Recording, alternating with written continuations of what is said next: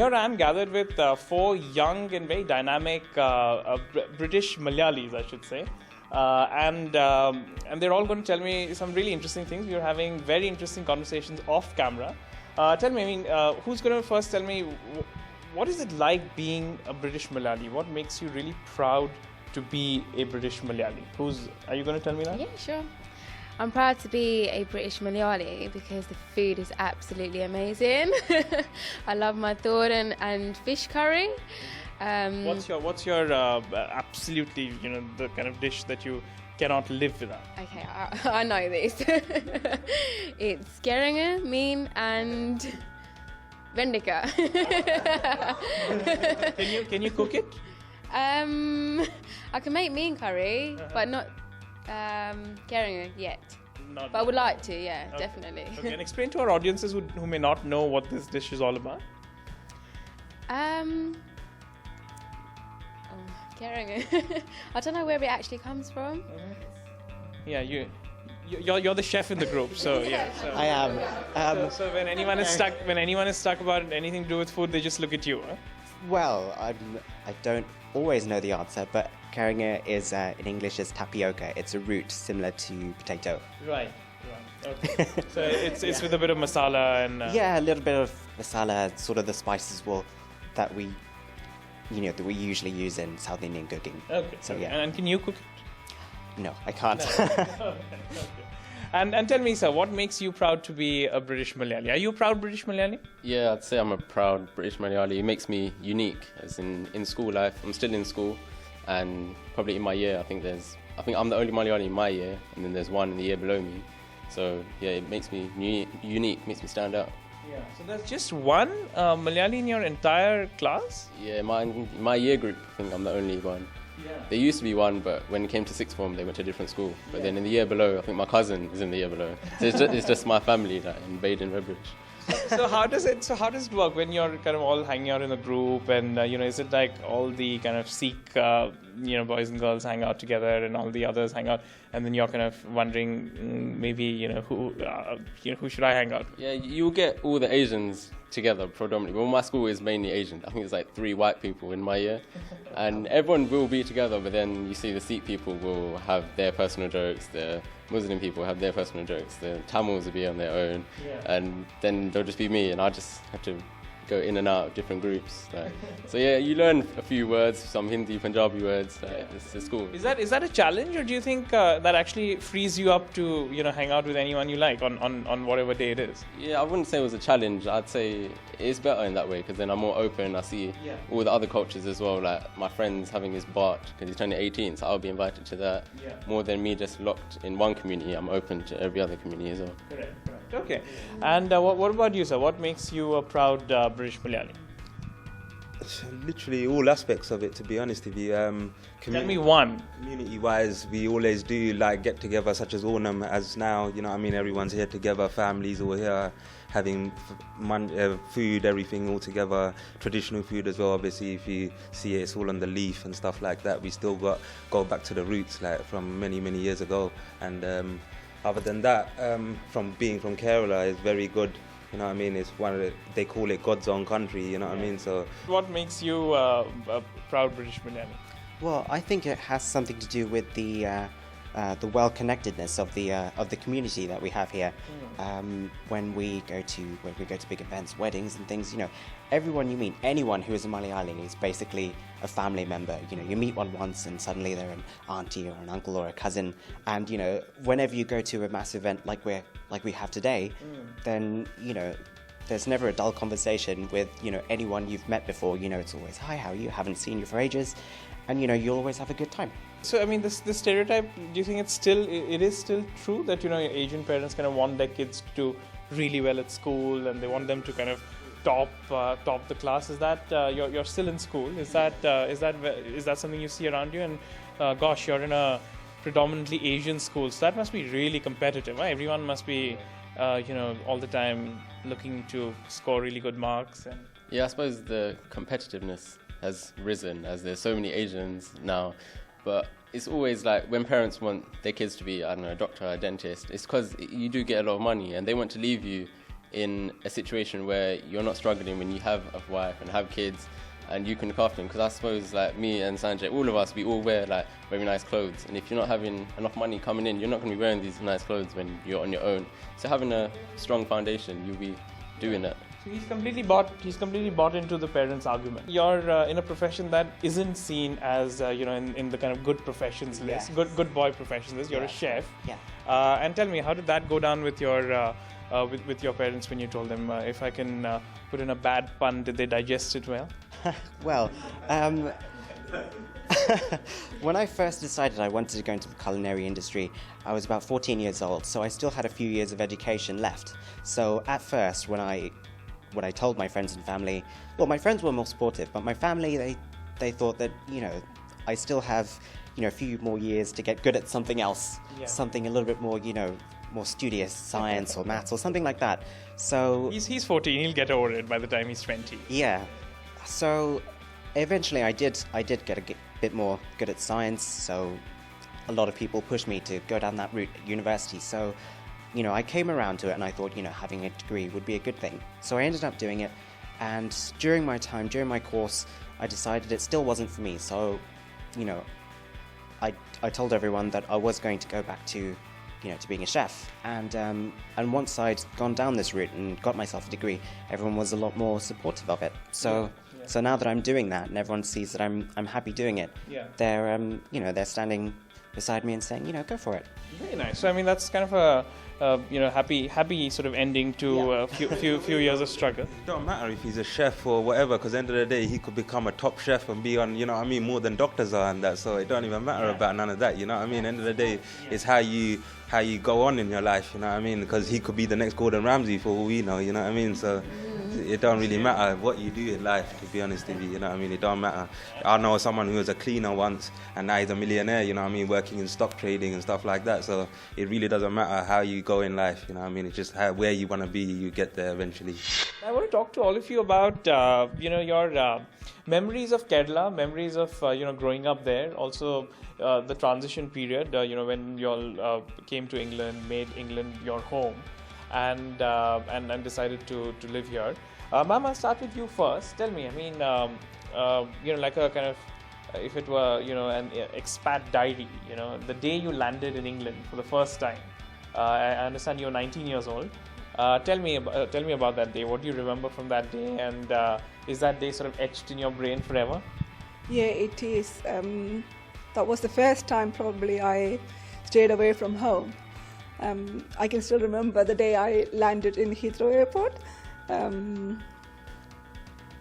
The security guy was asking me something about my luggage, and I offered him something from that.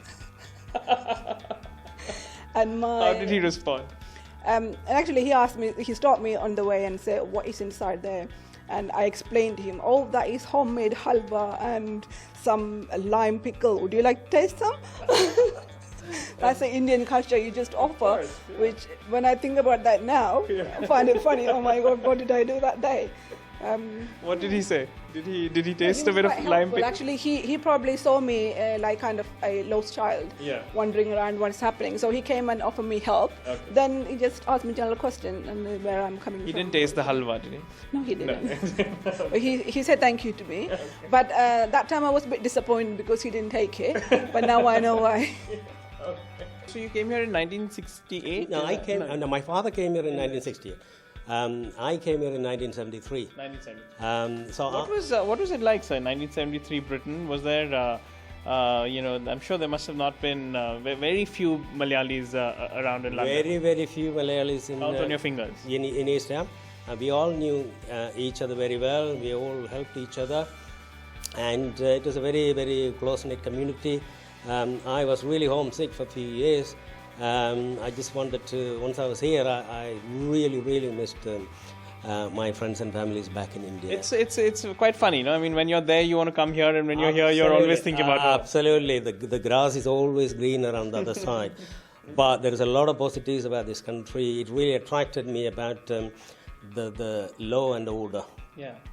That was one of the main reasons that attracted me, plus the opportunity to make some money without having to study. Yeah. I had no interest in studying, but I ended up going to Imperial College, graduating in mathematics, and then I did a master's degree in computer science from University College London, and I'm an IT project manager at the moment. So I never planned any of that. It's all the blessings of the Guru.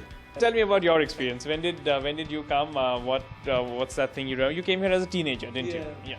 Yeah, as a teenager at 17, and actually it was a very uprooted experience. Really affected me for a few years after landing here.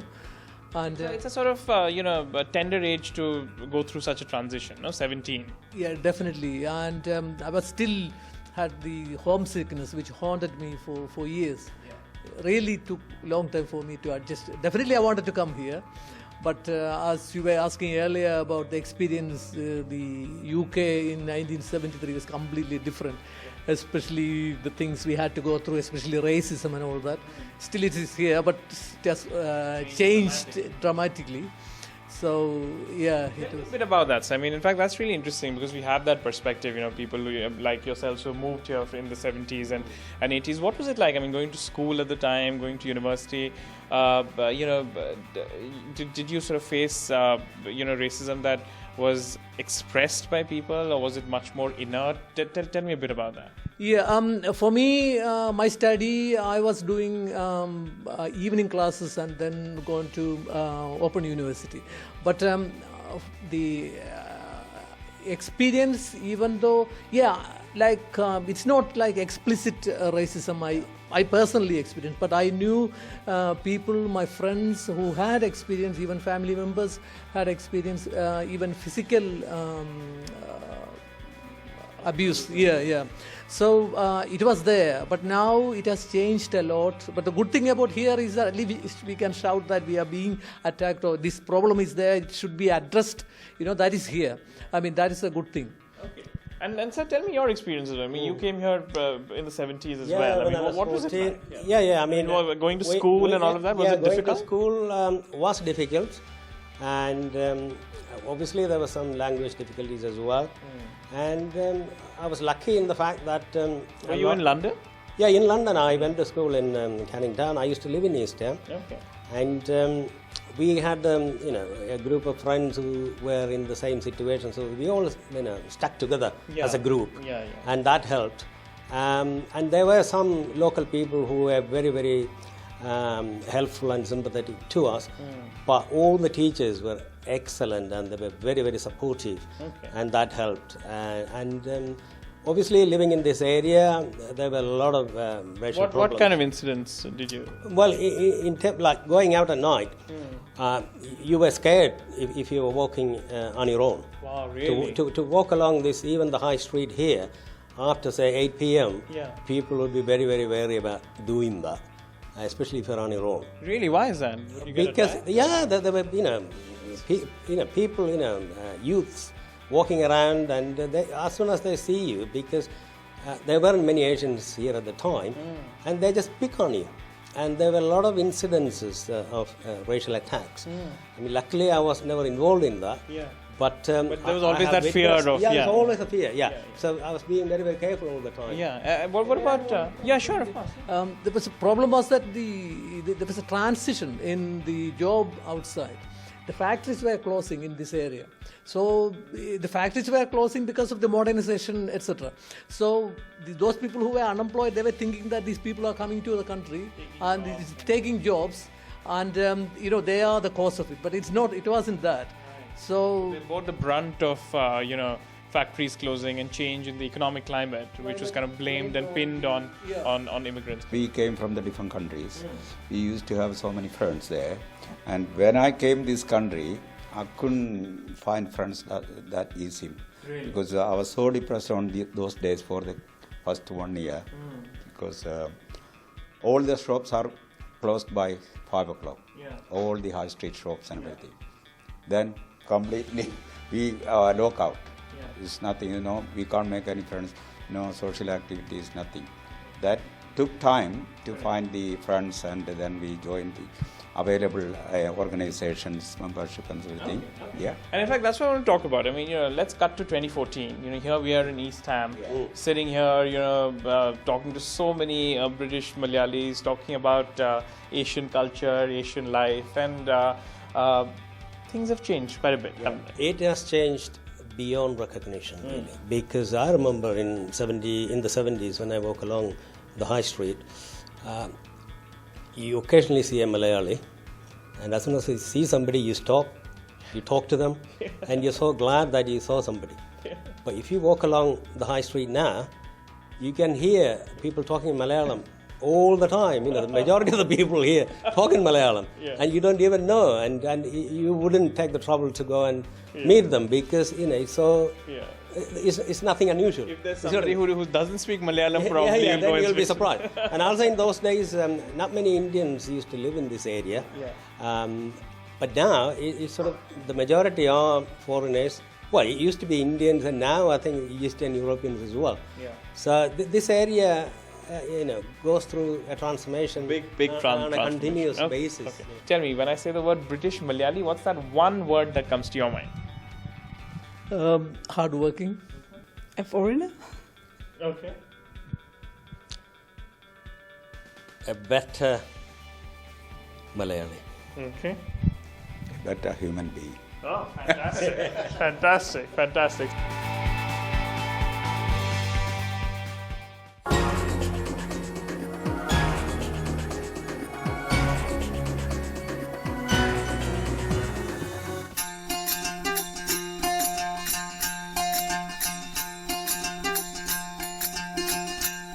A lot of food for thought today on the table. There's a banana leaf in front of me, and some really, really delicious dishes all the way from Kerala.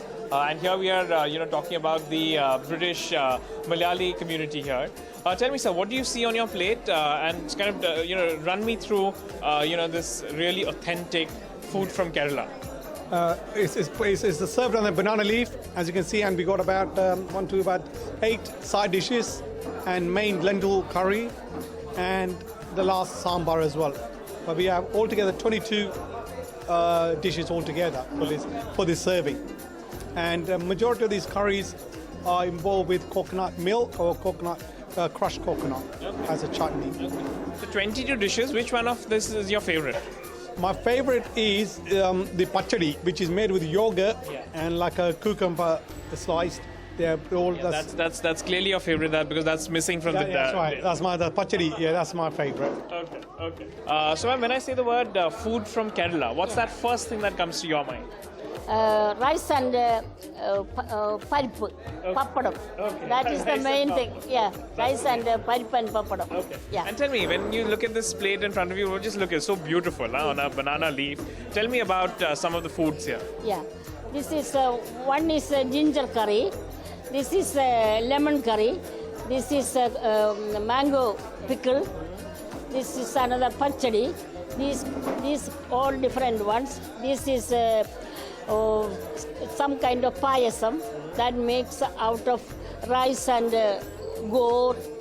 All these things we're making for that. And what's the secret of food from Kerala? What makes it? What's the secret X factor? X factor is rice and coconut. We are our popular things in our base food. In a lot of dishes. Yeah. What's that? That's the main ingredient that goes in all of the dishes. And tell me, which one of these is your favorite? Which one can you cook?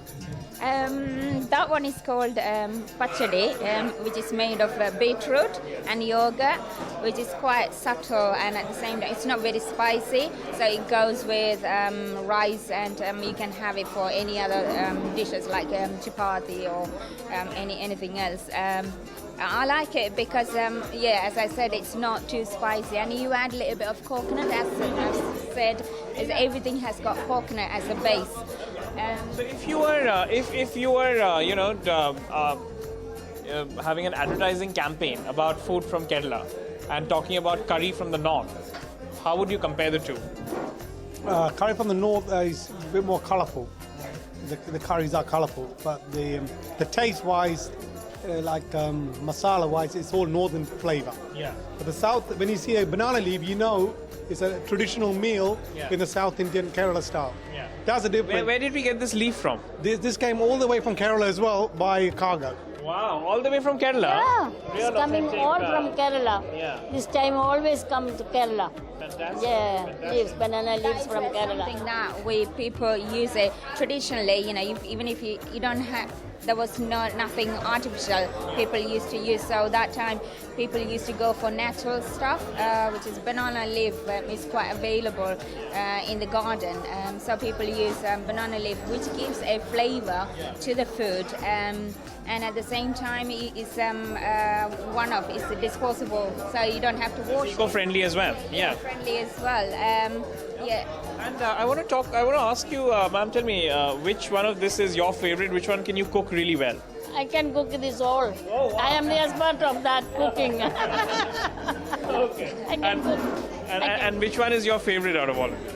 Yeah, cook this mango pickle, this inji curry, and payasam. All my favorites. All your favorites, Yeah, my favorite. How easy is it to make this food here in this country with all the ingredients and coconut milk? Is that easily available? Nowadays, everything is easy here. Yeah. You can get tin coconut milk, coconuts you can get. Everything else, if you don't get some vegetable, it comes from in Kerala as well. Okay. Some of the So vegetables. it's not at all hard to get these This ingredients. banana as well is from Kerala. Oh, is it? Okay, That's why it's fantastic. more. Yeah, everything for this feast is all All authentic Kerala. Yeah. All authentic Kerala. What makes Kerala food special for you? You're telling me before we're rolling that this is a really well-balanced diet as well. Tell me a bit about that. It's a healthy and balanced diet. If you look on the plate, you can see that there's a carbohydrate in it and lentils and all the different types of vegetables, which makes it healthy as it's a balanced portion on the plate. At the same time, you just talking about Kerala way of eating is just like you can see that Shaji is eating with his hands, fingers. No spoons and fork allowed. No, that's just like you said it before. It's eco-friendly. Everything disposable. You don't have to keep anything. Just you can wash your hands and that's it. End of it. No forks, no spoons, nothing. And you're just using 5 senses at the same time. Just which is when you use spoon and fork, you're not actually touching with your body, or there is no contact apart from your tongue. So in Kerala way of eating, you use your fingers, which is another sense that you're using. So you're feeling it, how you feeling. Nice thought. Very, very spiritual thought. Huh? Spiritual thought while you're eating it. And tell me, ma'am, if with you, I mean, what's that one dish that you that you're really confident and that you feel that you really aspire to make that's kind of not on this plate? Do you usually cook at home? Yeah, I do cook. Yeah. Kerala food? Yes, I do. I do cook all the traditional food. It's a feast, but we do normally have a portion of this normally, a part of, not all of them. We have 22 different dishes on this plate, but normally... You don't cook, I don't think you cook 22 at home. No. You're joking, so you might be spending whole week to make that. But yeah. This is special day, that's why, yeah. And suppose we have the banana leaf with all this food on one side and the curry on the other side, North Indian curry. How would you compare the two? Or what would you say, which one is better, and how will you advertise, Kerala food? I like North Indian food also, like a chapati and dal curry and potato curry, all I like it. But still, from childhood, I learned from this way, so I like my Kerala food. Your taste buds will just develop to your own way of eating your own food and spices. So that's why some people like, just if you are born in North India, you will like more of North Indian food, and if you are born in South India, then you will like more of your dishes. When I say the word food from Kerala, what's that one word that comes to your mind? I'll start from you, ma'am. Yes, banana. Okay. Oh, coconut. She's very smart. Tell me, what's that one word that comes to your mind? I think when you look at Kerala from the sky, it's all green. It's a greenery. Okay.